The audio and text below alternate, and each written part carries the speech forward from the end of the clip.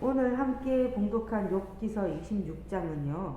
내일 읽을 27장과 더불어서 이 빌닷의 제3차 변론에 대한 욥의 답변을 다루고 있습니다. 여기서 이제 우리가 빌닷이 3번 이야기를 했다고 우리가 방금 얘기를 했지만 이에 대한 내용을 잠깐만 살펴보고 욥의 대한 답변에 대해서 다루도록 하겠습니다. 빌닷은 지금 욥의 세 친구 중에 한 사람인데 엘리바스, 소발, 빌닷이 나왔죠. 그들은 나이 순서대로 이제 대화를 욥과 했습니다. 그중 가장 나이가 어렸던 이 빌닷은 첫 번째 욥에게 했던 변론의 핵심은 하나님의 길은 정의롭다라는 것이었어요. 그게 이제 욥기서 8장 내용이죠. 그런데 그가 듣기에 이 욥의 문제는 이 하나님의 길이 정의롭다는 것을 인정하지 않는 것처럼 보였던 겁니다. 그래서 빌닷은 인과응보의 원리를 욥과 자녀들에게 적용하면서 그런 말들을 했었습니다.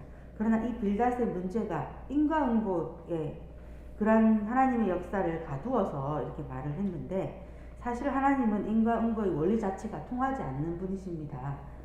그리고 이 하나님께서는 특히나 욥의 경우에 자신이 악인의 길에 서지 않았음에도 불구하고 악인처럼 고난을 받았기 때문에 이 충격을 받았던 욥이었죠. 이럴 경우에는 오히려 이제 주변에서 숨겨진 하나님을 받아들이기 위해서 도움을 주어야만 하는데 이 빌닷은 모든 고난을 죄악의 결과로 이해하고 또 인간의 교만을 이렇게 보였던 것입니다. 그래서 우리는 사실은 주변에 이제 고난을 당하는 사람들을 볼 때 이 고난의 원인을 속단을 해서는 안 될 것 같아요. 그리고 고난당한 자가 자신의 고난을 통해서 신앙이 성장하는 계기가 될 수 있도록 만들어줘야 됩니다. 그리고 고난의 원인은 참 많은데 이 고난에 닥친 자들을 위로하며 자신을 돌아보고 자신의 죄 때문이라면 죄를 회개해서 다른 사람들이 알기 어려운 원인들 속에서 그 이해를 오히려 기다리는 것이 현명하다고 볼 수가 있습니다. 그리고 두 번째 변론은 욥기서 18장이 이제 빌닷의 두 번째 변론입니다. 이 빌닷의 두 번째 변론에서도 별로 개선되지 못한 비슷한 내용이 반복이 됩니다. 그러면서도 첫 번째 변론보다 두 번째 변론이 더 위협적으로 좀 이렇게 분위기가 강조되어 나타나는데요. 다시 말해서 이 빌닷이 많은 말로, 장황한 말로 이 욥을 비난하고 있는 점에서는 처음 변론과 다를 바는 없습니다. 그렇지만 변론의 마지막 부분에 하나님께서 순전한 자를 버리지 않는다는 그런 기대와 소망을 제공했던 것과 달리 두 번째 이 빌닷의 말은 후반부에 보시면 욥과 그의 가족이 땅에서 없어지리라는 위협의 분위기를 고조시켰습니다. 즉, 이 빌닷은 악인의 일반적인 운명을 말하면서 이것을 욥의 개인적 상황에 적용을 하려고 했던 거죠. 결국 빌닷은 혼자서 그의 감정이 격화되어서 현재 욥이 당하는 고난은 그가 범한 죄보다 더 가볍다라고 말을 하며 더욱 심한 고난을 가하기까지 하고 있습니다.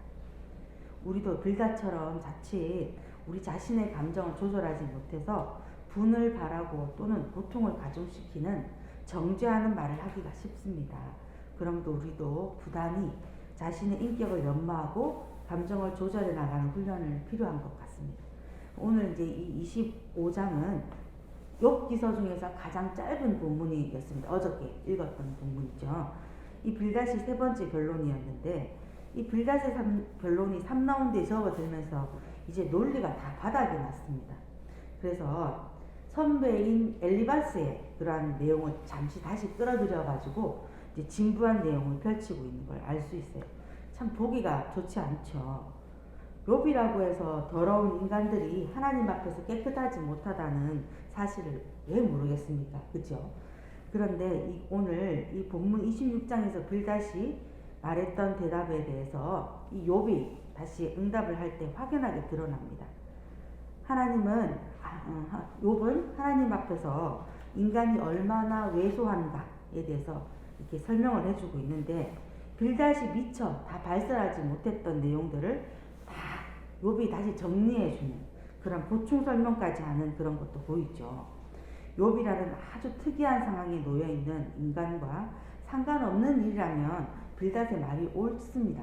하지만 절대적으로 의롭고 깨끗한 하나님 앞에 서 있는 인간의 미천함이라든가 이것은 사실 결코 새로운 주제가 아닌 겁니다.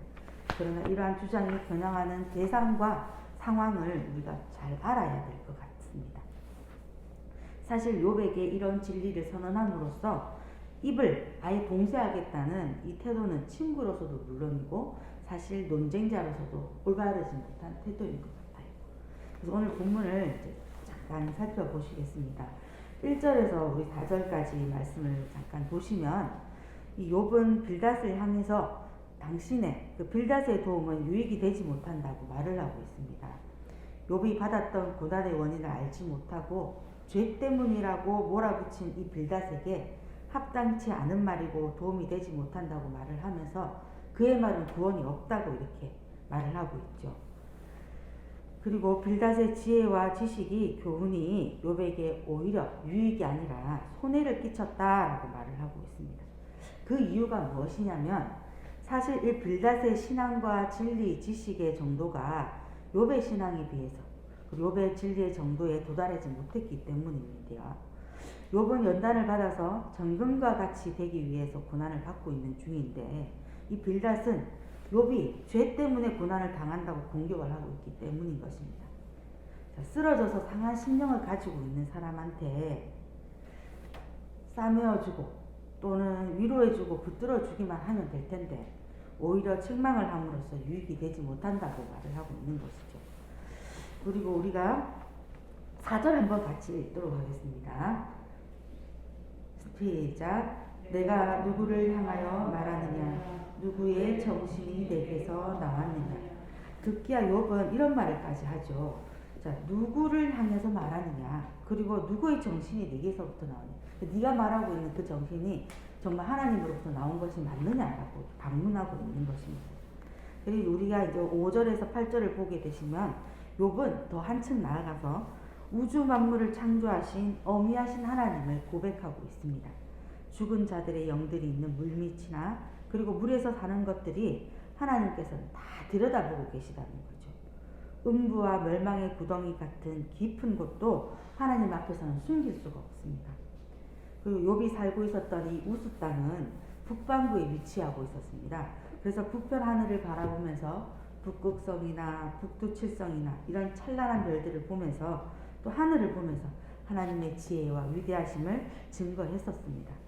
땅을 여기 보시면 7절에 보시면 그는 북쪽을 허공에 펴시며 땅을 아무것도 없는 곳에 매다시며 라는 말씀이 있는데요. 자, 땅을 아무것도 없는 곳에 매다셨다는 표현은 생각을 해보면 땅, 즉 이 지구가 공중에 떠 있다는 것을 알았던 욥의 말입니다. 욥이 어떻게 이 자연계에 대한 진리를 알았을까요? 그것은 하나님이 무한하시니까 무한하신 하나님이 창조한 공간도 무한할 것이고 또 그 무한한 공간에 우리가 살고 있는 땅, 특히 지구가 떠 있을 것이라고 어느 정도는 깨달았을 것이고 또 하나님이 계시로서 밝히 알았을 겁니다. 사실 그 시대에 땅이 공중에 달려있다는 사실 아무도 몰랐어요. 사실 지금 이 옛날에 사실 생각하기를 땅은 그냥 평평하고 하늘은 이렇게 간구형으로 지붕이 이렇게 덮여 있다라고 생각을 했었거든요.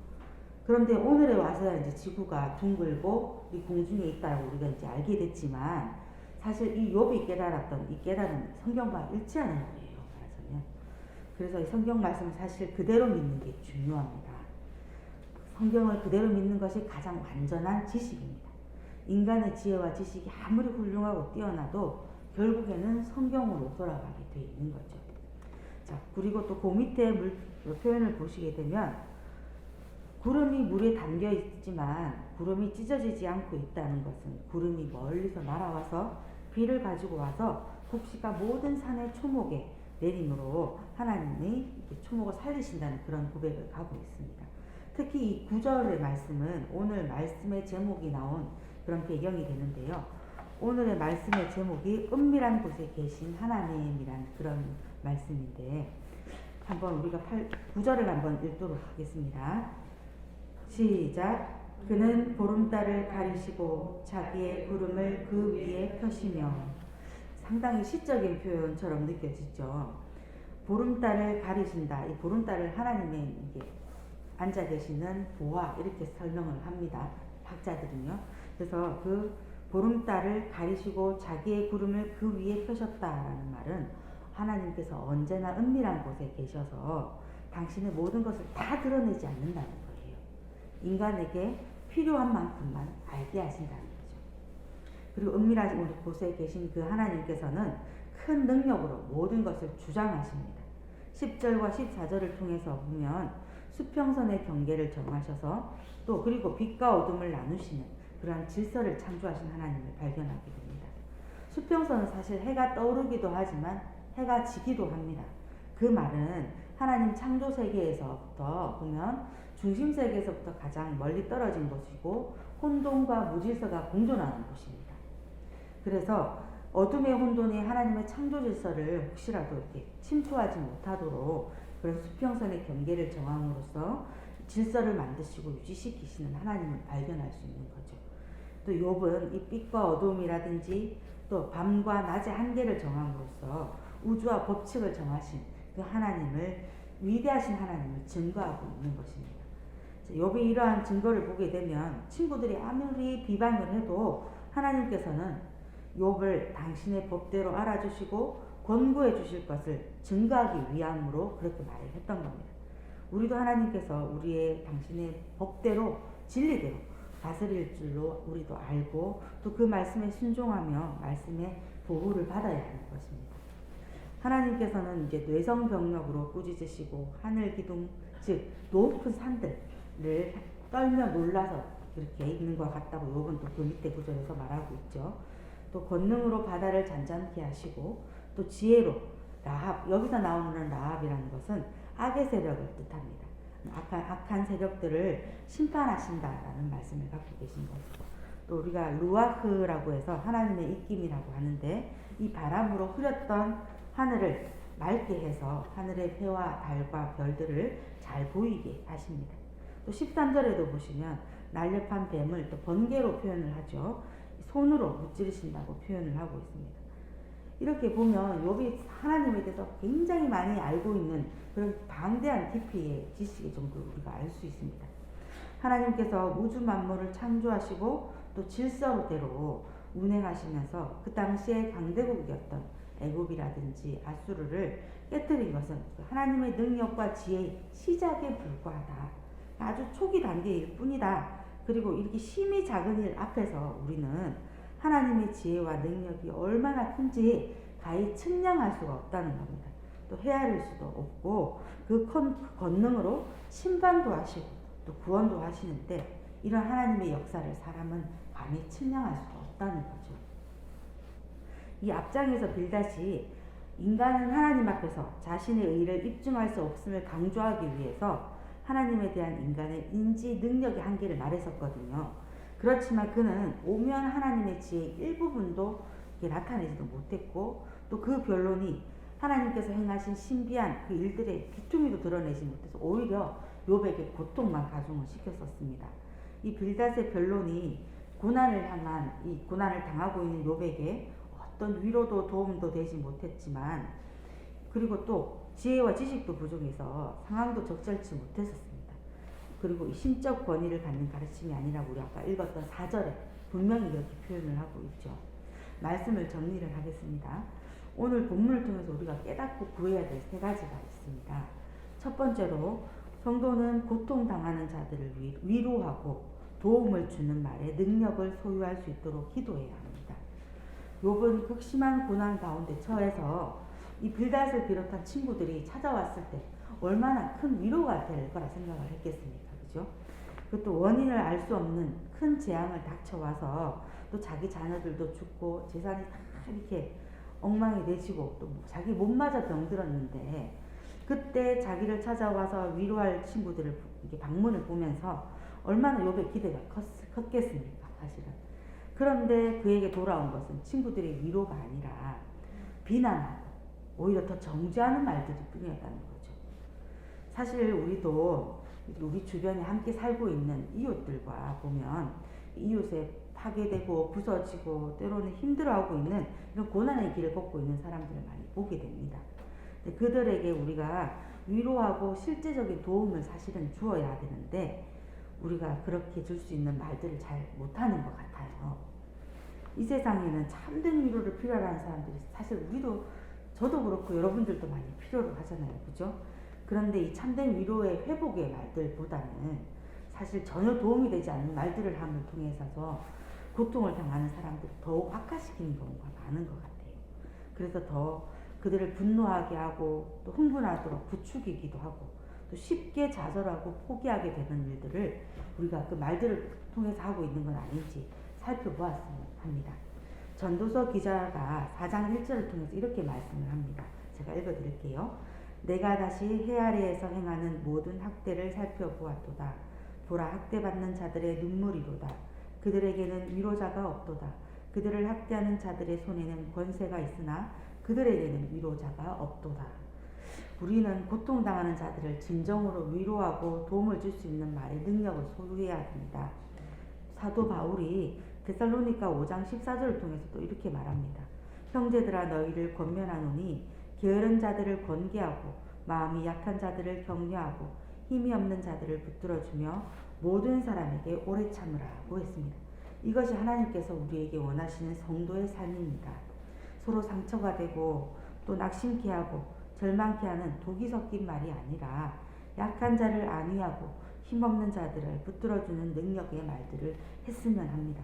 상처받은 자들의 삶의 소망을 우리가 함께 이렇게 세울 수 있도록 큰 위로가 되고 힘이 될 수 있는 말의 능력을 소유할 수 있도록 우리가 우리 안에 상대방을 불쌍히 여기는 측은지심의 마음을 갖도록 하고 또 상대방의 입장에 서서 그 사람의 처지와 형편을 충분히 살펴보는 그런 자세를 갖추어야 하겠습니다. 그리고 우리가 하나님 앞에 늘 기도하면서 간구해 가야겠습니다. 두 번째로는요, 하나님에 대해서 깊은 영적인 지식을 소유하게 될 때 신앙이 성숙해집니다. 빌닷이 하나님의 활동 영역을 주로 하늘에 대해서 국한시켜서 말을 했는데 이 욥은 하나님의 활동 영역을 이 땅과 또 음부에까지 확장을 시켰습니다. 이로써 빌닷이 자기를 가리켜서 욥이 하나님에 대해서 무지하다라고 말했던 거에 대해서 자신이 욥이 오히려 빌닷보다 내가 더 하나님을 더 알고 있고 풍성히 지식을 가지고 있다고 드러낸 것이죠. 이 욥의 신앙은 사실은 하나님에 대한 알고 있는 지식들, 그리고 이해와 근거에 대해 있습니다. 그래서 욥의 신앙이 사실 그때 우리 지금으로부터 수천 년 전의 이야기예요, 사실은. 그런데 이 하나님이 오늘날에는 우리가 성경책을 통해서 하나님의 계시를 우리가 알 수가 있지만 수천 년 전에는 그런 계시가 희미할 때였죠. 성경책도 사실은 없었고. 그래서 각 하늘마다 또는 땅마다 또는 음부마다 주관하는 존재가 따로 있을 거라고 그렇게 생각하던 때였어요. 또 빌닷처럼 모든 하늘을 주관하시는 유일하신 분이 하나님이 고백하는 그조차도 정말 황당하다고 생각되던 때였거든요. 그런데 그때 그 욥의 고백은 정말 아무리 강조해도 지나치지 않는 거죠. 그렇게 이런 사실을 통해서 우리는 성숙한 신앙을 소유하려면 하나님에 대한 깊은 이해력을 가져야 됩니다. 하나님이 어떤 성품의 소유자이신지 또 어떻게 일하시는지 그리고 어떤 능력을 소유하고 계시는지에 대해서 바른 이해를 가질 필요가 있는 겁니다. 그리고 우리가 성경을 통해서 하나님에 대해 알아가고 또 성령을 통하여 하나님과의 교제를 꾸준히 이렇게 이어나간다면 우리도 어떤 상황에서도 흔들리지 않고 하나님께서 기뻐하시는 삶을 살 수가 있습니다. 마지막으로 이제 세 번째, 성도는 상황에 좌우되지 않는 분명한 믿음을 가져야 합니다. 8절을 통해서 아까도 얘기했지만 이 구름에 쌓인 이 물을 빽빽한 구름에 싸지만 그 밑에 구름이 찢어지지 않는다고 말했습니다. 이 하나님께서 자연의 질서를 운행하시는 섭리 가운데서 절대로 실수하지 않으시고 가장 적절한 때 비를 내려주시는 그런 분임을 고백하고 있는 겁니다. 이 고백에 특히 이 인생의 가장 불행한 시간을 지나고 있는 욥의 입에서 나왔다는 것을 우리는 주목해야 됩니다. 우리도 고난을 당하다 보면 뭔가 이상한 거 아니야? 하나님께서 자고 계신 거 아니야? 이렇게 우리가 생각할 수 있을 때가 있잖아요. 그죠? 분명히 욥도 그렇게 그런데 그 순간조차도 하나님은 가장 정확하시고 또 분명하시다고 이렇게 성품을 찬양하고 있는 겁니다. 이 바로 욥의 견고한 신앙을 보여주고 있는 건데요. 우리가 특히 극심한 고통과 자기에게 임한 고난의 원인을 알지 못해서, 물론 욥도 하나님을 향해서 잠깐 불평을 했습니다. 그죠? 그리고 또 하나님의 공의로우심과 선하심이 일시적으로 의심하는 상황도 있었습니다. 그렇지만 여전히 하나님의 신실하심과 그분의 정확한 섭리에 대해서 신뢰를 보이고 있는 겁니다. 한마디로 욥의 신앙은 상황을 초월한 그런 신앙이었습니다. 우리가 또 가져야 할 신앙도 이처럼 상황을 초월하는 신앙을 가져야 하겠습니다. 받아들이기 어려운 일들이 또 그 앞에서도 우리도 굳게 확신할 수 있어야 되는 것은, 바라는 것들의 실상이요 보지 못하는 것들의 증거가 무엇입니까? 믿음이죠. 예. 그렇기 때문입니다. 성경은 말씀하시죠. 히브리서 11장 3절을 통해서 이렇게 말씀합니다. 믿음으로 모든 세계가 하나님의 말씀으로 지어진 줄을 우리가 아나니 우리가 보이는 것은 나타난 것으로 말미암아 된 것이 아니니라라고 말씀했습니다. 자, 우리의 이제 현재의 모습을 한번 살펴봅시다. 아직도 나의 생각과 나의 경험과 내 느낌으로 하나님의 하신 일들을 판단하고 또는 의심하고 부인하는 삶을 살고 있지 않습니까? 너무도 뻔뻔하게 하나님의 주머니가 터졌다고 외치면서 우리가 살고 있지는 않습니까? 그렇지만 하나님의 역사 이래로 하나님의 주머니는 터진 적이 한 번도 없습니다. 그리고 그분은 신실하시고 또 후회가 없고 변개치 않으시는 전능하신 하나님이십니다. 그러므로 우리 성도 여러분들께서도 오늘 욥이 보여준 훌륭한 신앙의 고백처럼 우리가 이 세상에서 어떤 상황과 처지에 처한다 할지라도, 그리고 하나님은 신실하시고 실수치 않으신 온전하신 그 하나님의 성품을 의심하지 마시고 우리의 온전한 믿음으로 붙잡아 주시기를 우리 늘 기도하면서 승리하시는 여러분들이 되시기를 바랍니다. 예, 기도하시겠습니다. 하나님 감사합니다. 오늘도 하나님께서 욥기서를 통하여 우리에게 교훈을 주시니 감사합니다. 우리가 처하는 고난과 또는 우리가 당하는 여러 가지 어려운 상황들 가운데서도 오늘 욥이 보였던 상황에 매이지 아니하고 초월하는 신앙을 우리가 본받기를 원합니다. 그것이 말처럼 쉬운 일이 아니라는 것을 또한 압니다. 그래서 하나님의 말씀을 더 가까이 하게 하시고 하나님의 보내신 그 성령님을 통하여 날마다 우리가 새로워짐을 입게 하여 주시옵소서. 그리고 우리 주변에 있는 자들을 우리가 처한 상황을 우리가 함께 고민하고 서로 아픔을 나눌 때에 우리가 그들에게 말로써 정말 능력을 행할 수 있는, 그들을 위로할 수 있는, 세워줄 수 있는 말들을 행할 수 있도록 날마다 지켜보아여 주시옵소서. 오늘도 돌아가는 발걸음들을 지켜주시고 하나님을 기억하는 오늘 하루가 되게 하여 주시옵소서. 감사드리며 예수님의 이름으로 기도드렸습니다.